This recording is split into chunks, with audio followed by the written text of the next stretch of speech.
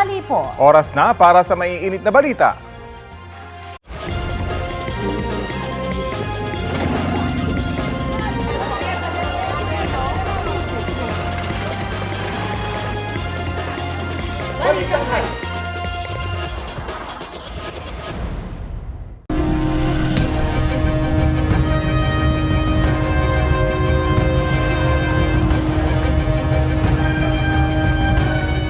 Sampu na ang naiulat na nasawi dahil po sa bagyong Enteng ayon sa National Disaster Risk Reduction and Management Council.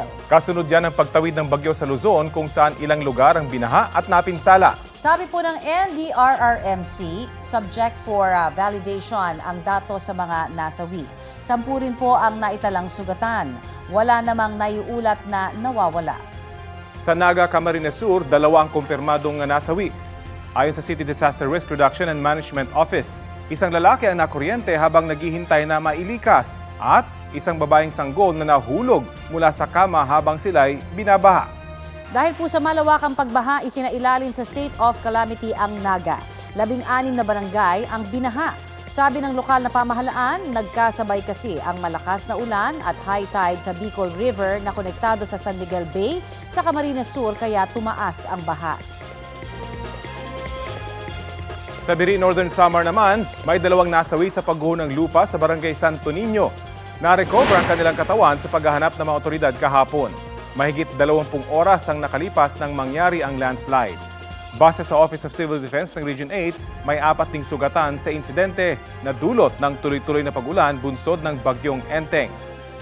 Bukod sa pagguho ng lupa, may mga ulat din ng pagbaha sa 15 bayan sa probinsya. Nagkaroon din ng pagbaha sa Samar, Eastern Samar, Biliran at Leyte.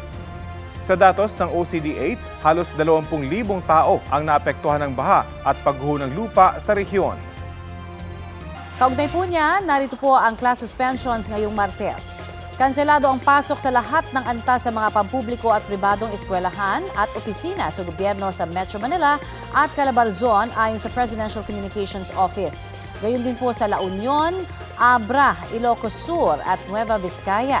Wala ring klase sa lahat ng private at public school sa Naga, Camarines Sur, Camarines Norte, Quirino Province, Ilocos Norte, Bataan, Pangasinan, Tarlac at Apayao. Habang preschool hanggang senior high school lamang ang walang pasok sa Benguet Province. Susubukan ng GMA Integrated News na ihatid ang mga pinakabagong anunsyo ng suspensyon ng klase. Pwede niyo rin pong i-check sa inyong LGU kung may anunsyo na. Abiso naman sa mga motorista. Suspendido po ngayong araw ang Expanded Number Coding Scheme sa Metro Manila ayon sa Metro Manila Development Authority o MMDA. Hingi tayo ng update sa lalawigan ng Cagayan sa ulat on the spot ni Jasmine Gabriel Galban ng GMA Regional TV. Jasmine?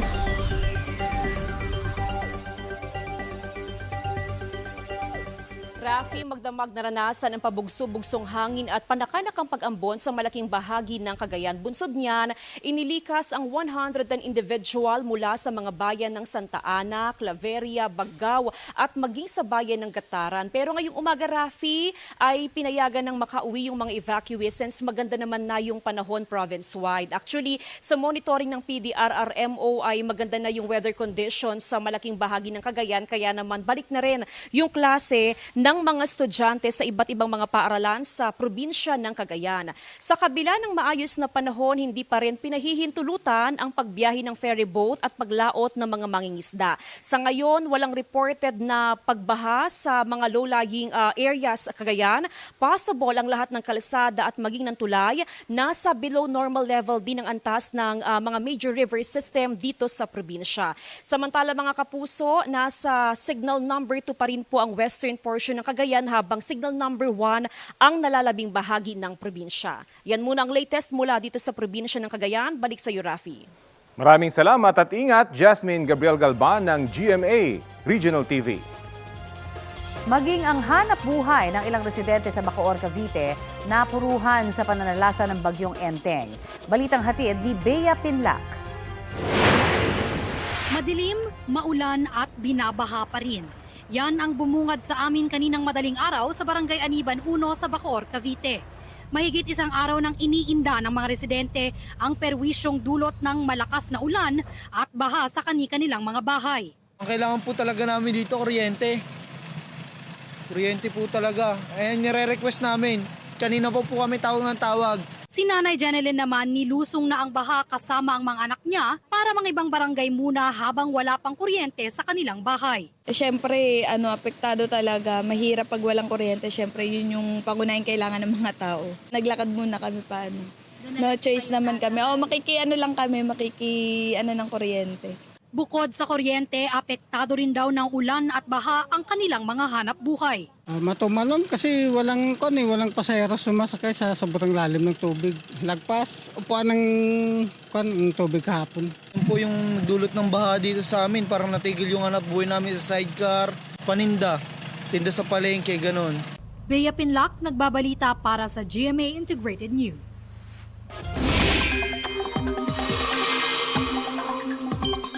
Mga kapuso, nakatawid na sa Luzon ang Tropical Storm Enteng pagkatapos maglandfall sa Aurora at ngayon tinatahak ng West Philippine Sea. Itinaas ng pag-asa ang Tropical Cyclone Wind Signal No. 2 sa Ilocos Norte, northern portion ng Ilocos Sur, buong Apayao, Abra, northern at western portions ng Kalinga at western portion ng mainland Cagayan, kasama na ang ilang panig ng Babuyan Islands. Signal No. 1 naman sa nalalabing bahagi ng Ilocos Sur, northern portion ng La Union, natitirang bahagi ng Kalinga, buong Mountain Province, Ifugao, northern portion ng Benguet, buong Batanes, nalalabing bahagi ng mainland Cagayan, rest of Babuyan Islands, northern at western portions ng Isabela at northern portion ng Nueva Vizcaya. Malakas po ngayon ang ulan sa ilang bahagi ng bansa. Nasa ilalim ng orange rainfall warning ang Zambales. Ingat po kayo mga taga-riyan dahil seryoso ang banta ng pagbaha. Yellow rainfall warning naman dito po sa Metro Manila, Bataan, Tarlac, Pampanga, Bulacan at Cavite. Nakataas naman ang rainfall advisory sa ilang panig ng Occidental Mindoro, Antique at Aklan. Posible rin ang baha sa mga nasabing lugar. Sa mga susunod na oras, uulanin ng halos buong Luzon. Base sa rainfall forecast ng Metro Weather, posible ang heavy to intense rains sa ilang lugar na maaaring magdulot ng baha o landslide. Makararanas din ng ulan ang ilang panig ng Visayas at Mindanao. Huling namataan ng pag-asa ang sentro ng Bagyong Enteng sa baybaying dagat ng Lawag, Ilocos Norte. Taglay nito ang lakas ng hanging umaabot sa 75 km/h. Sabi po ng pag-asa, posible pang lumakas ang bagyo bilang severe tropical storm mamayang hapon o gabi bago ito lumabas ng Philippine Area of Responsibility. Umaga po bukas. Magiging maulan pa rin kaya? Update tayo sa lagay ng panahon.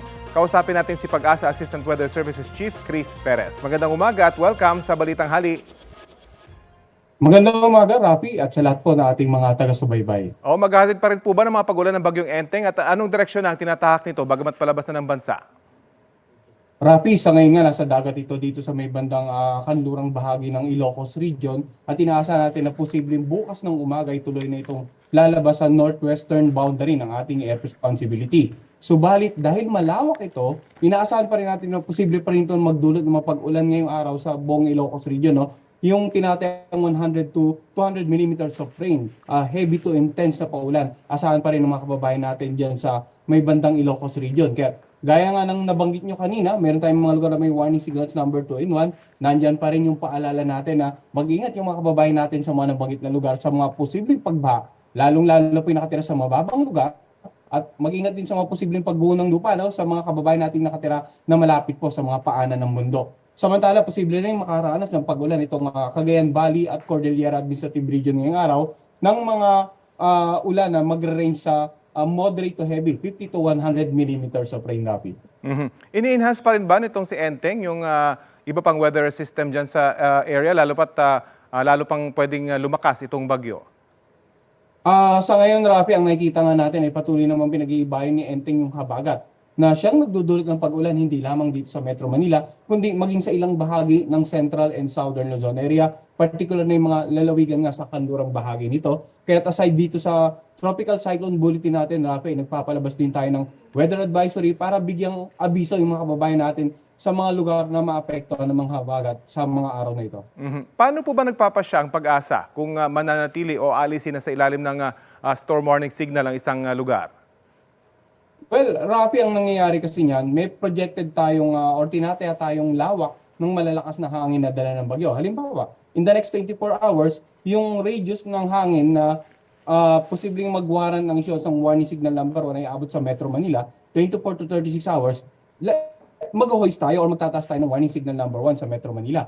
Pero kung in the next 12 to 24 hours ay dahan-dahan ng lalayo yung radius dito sa Metro Manila, then by that time ay posibleng alisin na natin yung warning signal number 1 dito nga sa Metro Manila. So ang mga pagtataas natin ng warning signal ay batay sa tinataya nating lakas ng hangin na pwedeng maranasan ng isang lugar within a forecast period. Malaki na nating lead time sa signal number 1 is 36 hours. And then habang lumalapit yung bagyo, mas umikli na yung lead time natin. At ganoon din, habang lumalayo naman yung bagyo, meron din tayong lead time para tanggalin yung nakataas na warning signal sa isang lugar. At mahalagang masunod yan.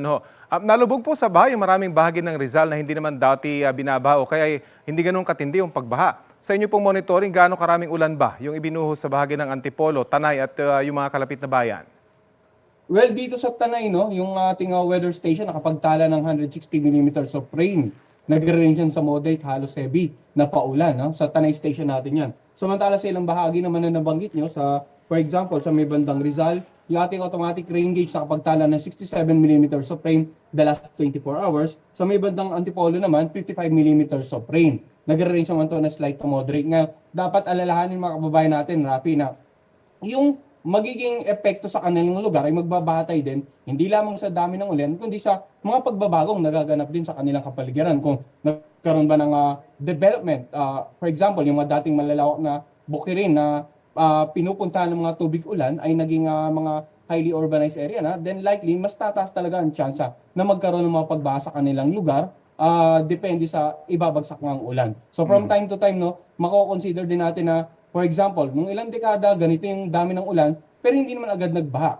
Then after a decade or two, nagkaroon ng mga pagbabago, urbanization, and then umulan na same amount, and then nagkaroon na ng mga insidente ng pagbaha. So weather-wise at saka yung pagbabago sa kapaligiran natin, ilan lamang po yung sa factors kung bakit nagkakaroon din ng pagbabago sa epekto ng weather dito nga sa ating kapaligiran, nakakaranas na tayo ng mga pagbaha, for example. Ayun nga, sana nga may consider sa urban development yung mga daanan ng mga ulan. Maraming salamat po sa inyong oras na ibinahagi po sa Balitang Hali. Maraming salamat din po at magandang araw. Pag-asa Assistant Weather Services Chief Chris Perez. Ito ang GMA Regional TV News. Ihahatid na ni Chris Zuniga ang mga balita ng GMA Regional TV mula po sa Luzon. Chris? Salamat, Connie. Sugatan sa pamamaril ang isang dating Sangguniang Bayan member sa Dolores Abra. Sa Bana, Ilocos Norte naman patay ang isang construction worker matapos na pagbabariling sa ulo. Balitang hatid ni Jeric Pasiliao ng GMA Regional TV. Dead on the spot ang 54 anyos na construction worker na sa Isaac Kasay alias Bigso matapos pagbabarilin kahapon sa barangay Tabtabagan, Bana, Ilocos Norte. Tadtad ng tama ng bala ng baril sa ulo ang biktima. Sa investigasyon ng pulisya, nagpunta sa lugar ang biktima sakay ng motorsiklo at habang pauwi, dito na siya pinagbabaril ng mga hindi pa nakikilalang sospek. 21 basyo ng iba't ibang kalibre ng baril ang na-recover ng SOCO sa crime scene. Na-recover din sa bag ng biktima ang isang caliber 45. Ayon sa pulisya, dati nang nasangkot sa krimen ng biktima. Nabanggit daw sa kanyang asawa na may bumubuntot sa kanya nang maningil ito ng pautang. Sa ngayon, inaalam pa ng pulisya ang motibo sa krimen at pagkakakilanlan ng mga sospek. Sugatan naman sa pamamaril ang dating Sangguniang Bayan member na si Gregorio Castillo Sr. matapos pagbabarilin sa poblasyon Dolores Abra. Sa investigasyon ng pulisya, nasa loob ng sasakyan ng biktima at nakaparada sa tapat ng ibinebentang lupa nang tumapat sa kanya ang motorcycle riding suspect at saka siya pinagbabaril. Nagtamo ng tama ng bala ng baril sa ulo ang biktima na agad dinala sa ospital. Walang na-recover na anumang basyo ng bala sa crime scene. Iniimbestigahan pa ang pangunahing motibo at pagkakakinanlan ng mga sospek. Wala pang pahayag ang biktima na nagpapagaling ngayon sa ospital. Jeric Pasiliao ng GMA Regional TV, nagbabalita para sa GMA Integrated News. Dahil naman sa bagyong Enteng, inilikas ang mahigit sa 50 residente ng Peñaranda, Nueva Ecija dahil sa pagtaas ng tubig sa ilog doon. Galing ang tubig na yan sa Peñaranda Dam. Mula sa 3 barangay malapit sa ilog ang karamihan sa mga inilikas, kabilang na ang isang buntis. Sa mga tent sa gym muna sila nagpalipas ng gabi. May nakahanda ng relief goods para sa kanila at sa iba pang apektado ng masamang panahon sa Peñaranda. Kumuha na po tayo ng update sa sitwasyon sa Naga City na nakaranas po ng pagbaha dahil sa bagyong Enteng. May urot on the spot si James Agustin. James? Connie, may ilang barangay dito sa Naga City yung may mga pagbaha pa rin ngayon pero simula kahapon ay nagsimula na rin naman humupa yung tubig. Dito sa Barangay Triangulo may bahagi na abot binti pa rin ang taas ng tubig. Sabi ng mga residente malaki na raw ang binabanyan dahil sa kasagsagan ng buhos ng ulan ay umabot pa hanggang bewang ang baha. Pahirapan ng pagpasok sa trabaho ng ilan. May gumagamit ng bota, mayroon din namang sinusong ang baha. Isa lamang itong Barangay Triangulo sa 16 na barangay na nakaranas ng pagbaha. Nakasailalim na sa state of calamity ang buong lungsod. 2 naitalang patay, isang lalaking na kuryente at isang sanggol na 9 na buwang gulang na nalunod umano matapos mahulog sa kama sa kasagsagan ng pagbaha. Ayon sa lokal na pamahalaan, ngayon lang nila ulit naranasan ng ganitong kalalang pagbaha sa nakalipas na 3 dekada. Ang malakas na buhos ng ulan sinabayan daw ng high tide. Sabi pa ng LGU, ang ibinuhos daw na ulan sa loob ng 12 oras ay katumbas na ng 1 hanggang 2 buwan na volume ng tubig. Samantala, Connie, kanina pa natin nararanasan yung minsang pag-ambon at mahinang pag-ulan dito sa Naga City. Yan muna yung latest. Balik sa'yo, Connie. Yes, James, meron pa bang mga nasa evacuation centers sa ngayon? Yes, Connie, may mga barangay na may mga evacuees pa. Yun ayon dun sa Local Disaster Risk Reduction and Management Office. So, tinanong natin bago tayo umere. Pero mamaya ikutan pa natin yung mga barangay na yan. Pero karamihan daw dun sa mga evacuee kasi dito sa Naga City ay sa mga kamag-anak din nila tumuloy. Yung iba naman talaga dahil umabot yung iba hanggang lampas tao yung taas ng tubig. Yun yung kinailangan na ilikas ng LGU noong nakaraang araw. Connie. Maraming salamat at ingat ka dyan, James Agustin. Pinunan ng Kamara ang mabagal umanong paggasta ng Department of Education sa pondo para sa mga mahalagang gamit gaya ng computer. Sa confidential funds naman, hindi raw alam ng mga kasalukuyang DepEd official kung saan ginastos ang mahigit 112 million pesos sa ilalim ni Vice President at dating DepEd Secretary Sara Duterte. Balita ang hatid ni Jonathan Andal. Sa pagdinig sa Kamara para sa hinihinging budget ng Department of Education para sa susunod na taon, sinabi ni DepEd Secretary Sani Angara na nagulat siya sa kanyang mga nadiskubre pagkaupo sa pwesto. 1.2 milyong piraso daw ng laptops, libro at iba pang gamit, 4 na taon na raw nakatenga sa warehouse ng kanilang logistics provider. Nagulat ako na 4 years old na pala yung mga gamit doon. Since 2020 pa po yung mga kagamitan doon. So we're doing our best to get them out para hindi mag-deteriorate yung mga materyales, Your Honor. Sinita naman ng mga kongresista ang DepEd sa mabagal umano nitong paggamit ng budget at natirang pondo. Halimbawa, sa 11 billion pesos na pondo para sa computerization program, 2 bilyong piso lang ang nagamit. Lalo't sa computer ratio daw ngayon, 30 guro ang nagkakasya sa kada isang computer. Procurement issues po talaga. Could you Sa mga nagpi-fail po ang bidding ng mga learning tools and equipment namin. I really noticed that mabagal ho kami sa procurement. Pansin tuloy ni Representative Stella Kimbo. Ang efficiency pagdating sa spending ng confidential funds ay 143%. Congratulations po. Pero pagdating naman po sa regular funds, napakabagal po. Sabi ng mga opisyal ng DepEd ngayon, hindi nila alam kung saan ginamit ang 112.5 million pesos na confidential funds ng DepEd noong panahon ni Vice President Sara Duterte. Kung alam ba namin yung details nung pinagamitan, we do not know because we're not part of the process po ng utilization and liquidation. Naging controversial rin ang confidential funds ng Office of the Vice President noong 2022 nang lumabas na ang halagang 125 million pesos ginastos ng OVP sa loob lamang ng 11 araw. Matapos suriin ng Commission on Audit ang liquidation na sinabit ng tanggapan ng bise, nakitang 73 million pesos dito hindi pumasa. Sa Notice of Disallowance na may petsang August 8, 2024, tinukoy ng COA ang halos 70 million pesos na ibinayad na pabuya na cash, various goods at at medisina. Pero wala raw kaukulang isinumitong dokumento para maipakitang tagumpay ang isinagawang pagkalap ng impormasyon at surveillance. Kinuha rin sa confidential funds ang pinambili ng 3.5 million pesos na halaga ng lamesa, silya, computer at printer, pero hindi nilinaw ng OVP na gagamitin ang mga ito sa mga confidential activities. Ayon naman kay Representative Hervilia Luistro, sinubukan umanong pigilan ng Office of the Vice President ang COA na ibigay sa Kamara ang audit report nito. Ayaw nila ipalabas kung ano man ang nilalaman nitong audit report that includes the notice of disallowances. Ayon kay OVP spokesman Attorney Michael Powa, tutugunan nila ang mga puna ng COA. Yan po ay subject to appeal. In fact, we are given 6 months under COA's own rules to appeal po yung notice of disallowance dun sa commission proper mismo. Magpo-provide tayo ng mga additional documents para po maipakita talaga sa COA na wala naman pong maling paggasta ng pera dito. Hinihingan namin ng reaksyon si VP Sara sa mga isyu na lumabas sa pagdinig. Jonathan Nandal, nagbabalita para sa GMA Integrated News. Pinatitigil na ng Kingdom of Jesus Christ ang paghuhukay at pagbubutas umano ng Philippine National Police sa kanilang compound sa Davao City. Sa sulat ng Legal Counsel ng KOJC sa PNP, inihag nilang nakababahala na ang mga aktibidad ng pulisya sa basement ng isang gusali roon at sa iba pang bahagi ng compound. Labag daw sa batas ang pagharang sa kanilang makapasok at ang ginagawa umanong pagbubutas ng pulisya. Posible raw itong makaapekto sa tibay ng mga gusali. Iniimbestigahan na naman raw ito ng Commission on Human Rights ng Region 11. Wala pang sagot ang PNP pero nauna na nilang sinabing magpapatuloy pa rin sila sa paghahanap kay Pastor Apollo Kibuloy na nahaharap sa iba't ibang kaso tulad ng child and sexual abuse at qualified human trafficking. Dati na niya itong itinanggi. Si Vice President Sara Duterte naman naniniwalang wala na sa Davao City si Kibuloy.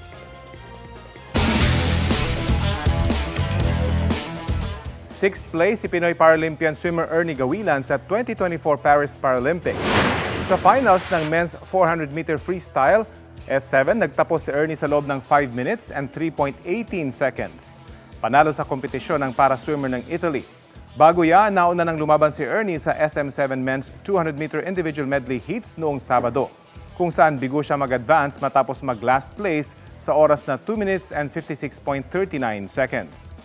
Natapos na rin ang 2024 Paralympic journey ni para-taekwondo Jean Alain Ganapin. Lumaban siya sa men's K44 80 kg division kung saan tinalo siya ng pambato ng Azerbaijan sa round of 16. Eliminated na rin sa Paris Paralympics si para-archer Agustina Bantilok na lumaban sa women's individual compound open event.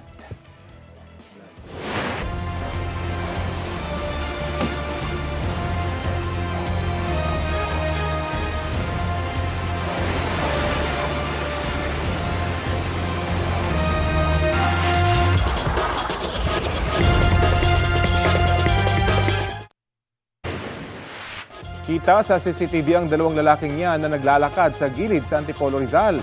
Tumigil sila saglit at tiningnan ang isang tindahan. Ang pakay nila, magnakaw. Hindi na nahagip sa video pero nabiktima nila ang sumunod na tindahan.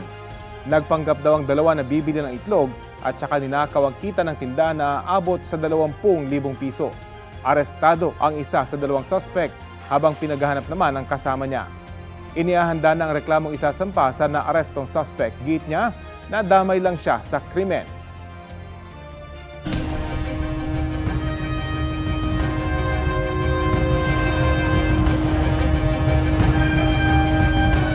Walo ang patay sa Rizal, bunsod po ng pananalasa ng bagyong Enteng.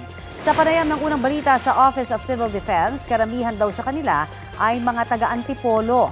Sabi naman ng Antipolo City Disaster Risk Reduction and Management Office, 7 na ang naitala nilang patay.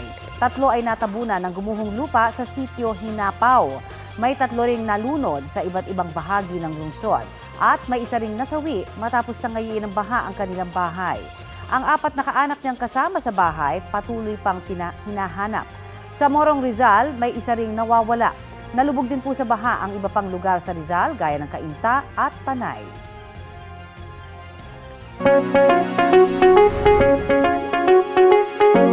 Ngayong may baha na naman sa ilang lugar, nagpaalala po ang Department of Health sa publiko na mag-ingat sa leptospirosis.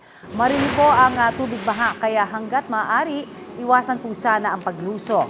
Sabi ng DOH, anuman ang dahilan, may sugat man o wala, basta napalusong, hugasan agad ang katawan ng tubig at sabon. Kumonsulta rin po sa doktor o health center sa loob ng 1 hanggang 2 araw.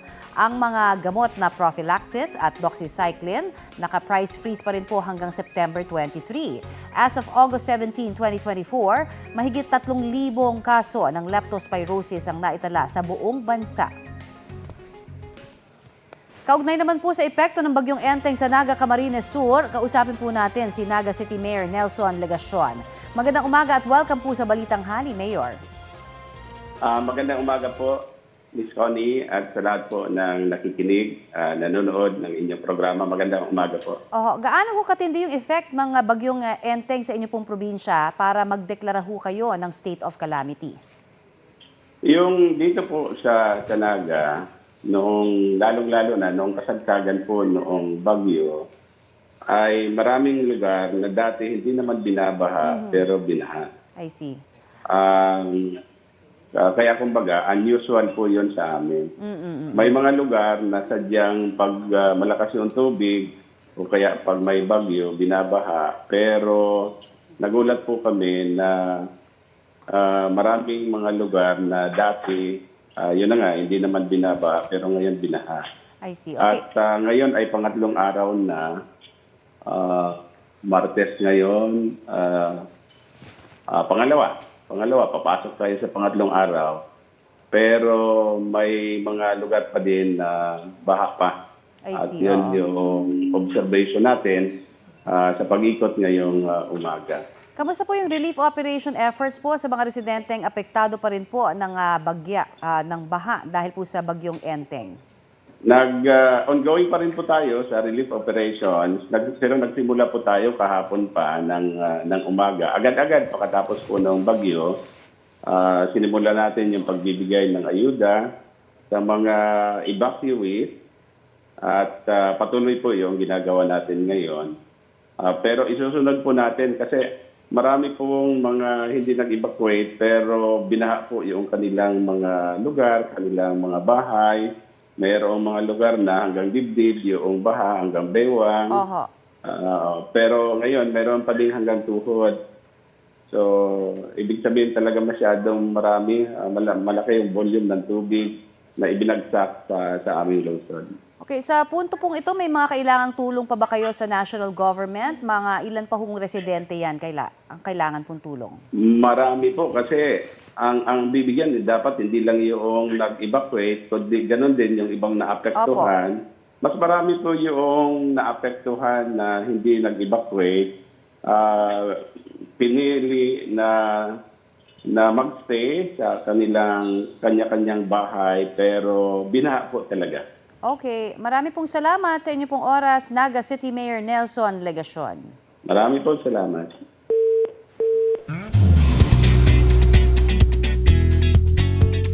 May pag-amin ng kapuso actor na si Dustin Yu tungkol sa kanyang role sa Pulang Araw. Habang ang co-star niya sa Kapuso series na si Rochelle Pangilinan, may bagong business venture with her husband na si Arthur Salinap. Yan ang latest ni Nelson Canlas. Time out muna sa pagiging masungit at sakim si Tia Amalia, Pulang Araw star, Rochelle Pangilinan.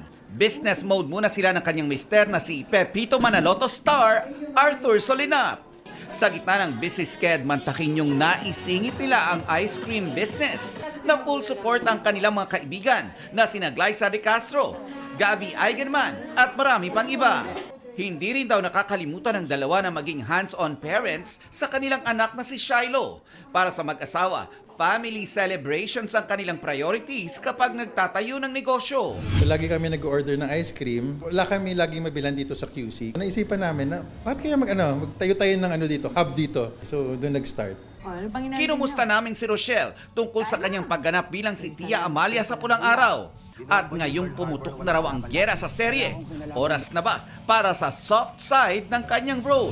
Siyempre, ang kahinaan ng isang matapang na babae, yung pinakaminamahal niya sa buhay, which is yung anak niya at asawa niya. Dapat din daw abangan kung paano patatatagin ng panahon ang kanyang karakter. Survival tayo So, siyempre, gagawin mo lahat para makahanap ng pangkain ng pamilya mo. Either mapasama ka minsan or yung karakter ni Amalia matapang. Tuloy-tuloy rin ang taping ni Sparkle star Dustin Yu para sa Pulang Araw, kung saan gumaganap siya bilang isang Japanese soldier. May hamon din kaya sa kanya ang kanyang karakter? Chinese ako, di ba? Pero yung language namin doon, Japanese eh. So, another challenge siya for me. Nelson Canlas nagbabalita para sa GMA Integrated News. Sa evacuation center, pansamantalang nananatili ang ilang residenteng binaha sa Marikina. Ang ilan dumiskarte para kahit paano ay kumita kahit nasa evacuation center sila. Balita hatid ni EJ Gomez. Alas 4 ng madaling araw kanina, gising na gising ang 9 na buwang gulang na anak ni Angelica. Di raw kasi makatulog ang sanggol ngayong nagsisiksikan sila sa silid-aralan kasama ang ibang evacuees sa H. Bautista Elementary School. Ganito raw ang eksena nilang mag-ina sa tuwing may bagyo, kaya inaagahan nila ang pagpunta sa evacuation center para makakuha ng pwesto sa classroom. Malamig daw kasi sa tent capsule na tinatayo sa open grounds. Hindi ko po komportable gawa ng nakakatakot. Paulit-ulit na lang din po kasi namamahay po kasi siya, kaya hindi po siya agad makakatulog. Umabot sa second alarm ang antas ng tubig sa Marikina River sa kasagsagan ng ulan kahapon. Umapaw ang tubig mula sa ilog at hindi nadaanan ng kalsada sa River Park. Ayon sa Marikina CDRRMO, umabot sa mahigit 13,000 ang mga residenteng inilikas mula sa baha o danger zones kahapon. Umikot si Marikina City Mayor Marcelino Chodoro sa ilang paaralan na ginawang evacuation centers, kabilang ang H. Bautista Elementary School. Namahagi ang lokal na pamahalaan ng pagkain at iba pang tulong sa evacuees. Well taken naman po sila sapagkat may available po kaming kitchen na nagpo-provide ng pagkain po sa mga evacuees. Second mayroon po kaming available po na gamot, may available po na doktor, nurse na mag-aalaga po sa aming mga evacuees. May ilan naman na dumiskarte para kahit papano ay kumita sila sa kabila ng bagyo, gaya ni Nanay Juliet na nagtitinda ng kape para sa mga kapwa evacuees. Wala naman akong hanap buhay. Siyempre, pandagdag din sa panggastos. Wala naman akong asawa Yung mga anak ko hirap din Sa H. Bautista Elementary School, naitala ang pinakamaraming inilikas dahil ito ang pinakamalapit na eskwelahan sa Barangay Tumana na nakararanas ng matinding baha tuwing may bagyo. EJ Gomez, nagbabalita para sa GMA Integrated News. Nalubog din sa baha kahapon ang ilang bahagi ng Quezon Province dahil po sa bagyong Enteng. Kaya hingi po tayo ng update doon sa ulat on the spot ni June Veneracion. June? Connie, maulap at paminsan-minsang pag-ambon na lang ang nararanasan dito sa probinsya ng Quezon, pero sa pangkahalatan ay okay naman ang sitwasyon dito. Ayon kay Dr. Melchor Avinilla, ang PDRMO Chief ng Quezon, ilang lugar lang ang tinamaan ng pagbaha sa probinsya. Bakaraan ang malakas na pag-ulan na dala ng bagyong Enteng, pero mabilis din naman daw itong humupa. Yung napuntahan nga naming lugar kahapon sa Barangay Gomez sa bayan ng Lopez, naabot bewang ang baha, okay na ngayon. Naglilinis na ng bahay ang mga binaha, nakauwi na rin ang mga evacuees. Wala rin mga naapektuhang biyahe sa probinsya dahil maayos ang lagay ng mga pangunahing kalsada. Merong ulat na may mga nawawalang mangingisda pero sabi ng Quezon PDRMO ay hindi pa ito kumpirmado. Nagsasagawa rin ng validation ang Philippine Coast Guard ukol dito. Yan ang latest mula rito sa Lucena, Quezon. Balik sa Connie. Maraming salamat at ingat, June Veneracion. Ito ang GMA Regional TV News. Oras na para sa mga balita ng GMA Regional TV sa Visayas at Mindanao. Kasama natin si Sarah Hilomen Velasco. Sarah? Salamat, Rafi. 2 babae ang patay sa magkahiwalay na landslide sa Cebu City.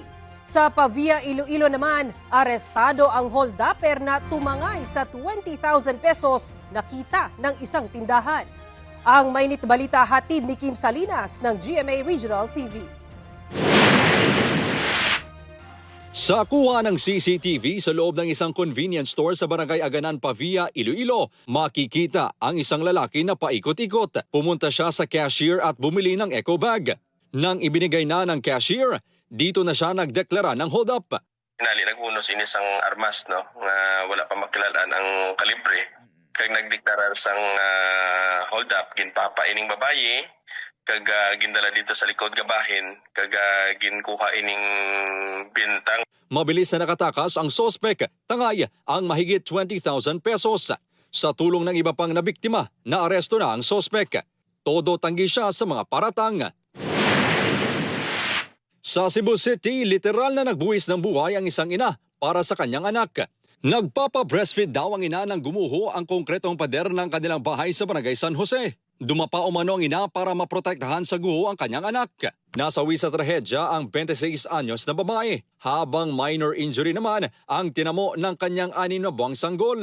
Pagtaykay na mo, basta ang bata rin yung gisib, kay mamay yung gidatulan. Yang gikabiran. O kay pagkaot na mo, halo man ang yung kuanas bata. Silbi ang iyang kaning kamot na yung natukod gid mo ning nabali. O gasa yan rin dugukan, mo tayo namatyan niya. Natural waterway man dia ito, padung sa ubos. And you know, as you know, water will seek its own level man, mangita mo sa kagianan. So basig mo utoy kos nga ni humok na ang ubos, ni give in ang koral, padung yun dire. So again, that is a violation of our environmental laws. Sa Barangay Punta Princesa sa Cebu City pa rin, 8 bahay ang nasira matapos gumuho ang pader at riprap sa gitna ng pag-ulan madaling araw nitong linggo. Patay ang isang babaeng grade 12 student nang madaganan ng gumuhong pader ang kanilang bahay. 5 naman ang sugatan. Nabarahan ng gumuhong debris ang ilog sa lugar, kaya puspusan ang clearing dahil delikado raw ito kung bumuhos ulit ang malakas na ulan. Kim Salinas ng GMA Regional TV, nagbabalita para sa GMA Integrated News. Kahit masungit ang panahon, natuloy pa rin ang Stop and Salute flag raising ceremony sa Maynila kahapon kasama ang ilang Kapuso reservists. Pinangunahan ni Major Jose Sixto Dingdong Dantes ng Philippine Navy Reserve Force ang pagpupugay sa Watawat. Inspirational message naman ang hatid ni 2nd Lieutenant Enrico Rafael Rocco Nasino. Bahagi ang aktibidad ng pagdiriwang ng National Reservists and Maritime Month ngayong September. Partner sa event ang GMA Pinoy TV, represented by GMA International First Vice President Joseph Francia.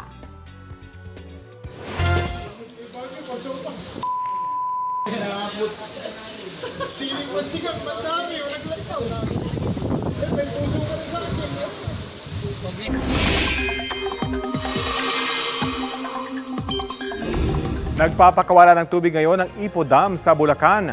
Ayon sa Pag-asa, isang gate ng Ipo ang kasalukuyang nakabukas.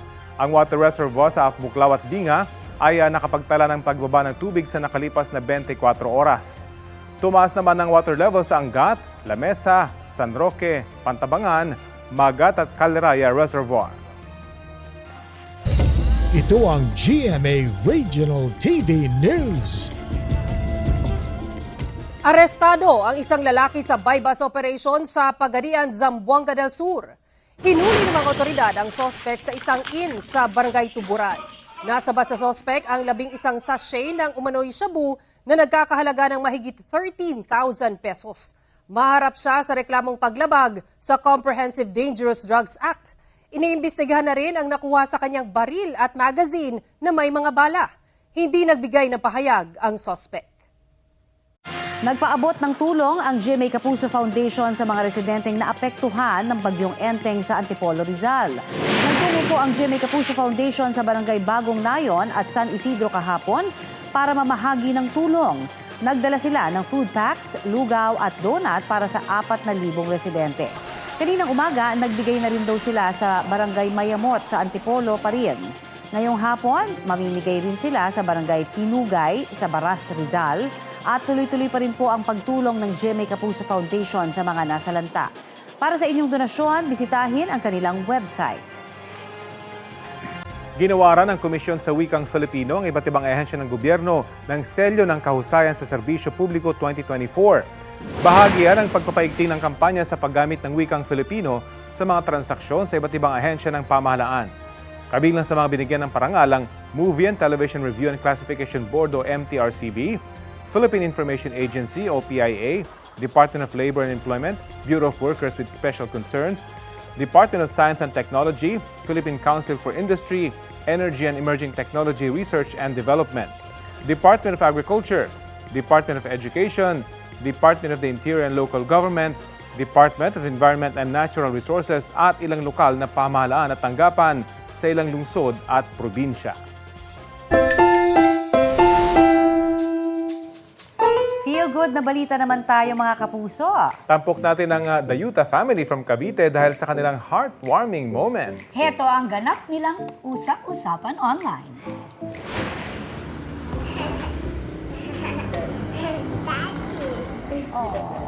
Sino ba naman ang hindi excited na uuwi kung ganyan ang sasalubong sa'yo? Priceless ng ngiti, pampawi ng pagod mula sa pagbabanat ng buto. Routine yan ng 2-year-old na si Hiyori sa tuwing darating ang kanyang Daddy George mula sa trabaho. Kapag papasok naman ng kanyang tatay, ay yakap at kiss ang pabaon ni Hiyori. Tinamaan tuloy ng baby fever ang netizens dahil sa bungis-ngis video. 5.4 million na ang views niya. Trending! Nakakawala naman talaga ng pagod. Pag nakikita mo yung anak mong nakasmile. Pampawi. At ito po ang Balitang Hali. Bahagi po kami ng mas malaking misyon. Ako po si Connie Season. Rafi Tima po. Kasama niyo rin po ako, Aubrey Carampel. Para sa mas malawak na paglilingkod sa bayan. Mula sa GMA Integrated News, ang News Authority ng Filipino. Kapuso, para sa mga maiinit na balita, mag-subscribe sa GMA Integrated News sa YouTube. Sa mga kapuso naman abroad, subaybayan nyo kami sa GMA Pinoy TV at sa www.gmanews.tv.